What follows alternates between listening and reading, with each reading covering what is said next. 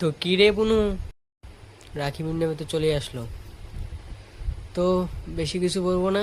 এবারকার রাখি পূর্ণিমায় রাখিও পরাবি তুই, মিষ্টিও খাওয়াবি তুই, কিন্তু দেখিস মিষ্টি আবার কম সম দামে মিষ্টি খাবো না আমি। মানে দামি মিষ্টি নিয়ে আসবি, ঠিক আছে? মানে মিনিমাম 50-60 টাকা দামের মিষ্টি অনেক রকমের আনবি। একটা আনবি না, তাই 50-60 টাকার একটা মিষ্টি আনবি না, অনেক ধরনের মিষ্টি আনবি, ঠিক আছে? তো মিষ্টিও খাবি তুই, আবার গিফটটা কিন্তু তুইই দিবি, ঠিক আছে? গিফটের কিন্তু ভুলবি না। মানে গিফটের বদলে তুই আমাকে 4-5 হাজার টাকা দিয়ে দিস, হয়ে যাবে, ঠিক আছে?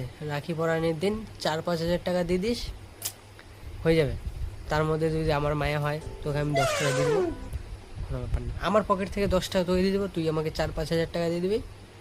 আমি আবার বড় লোক, আলট্রা প্রো ম্যাক্স তো, মানে পকেটে 10 টাকার বেশি থাকে না, এটাই হলো কথা। মানে টাকা থাকলে চুলকায়, পকেটে 10 টাকার বেশি থাকে না। তো বেশি কিছু বলবো না, রেডি থাকিস, আসছি আমি।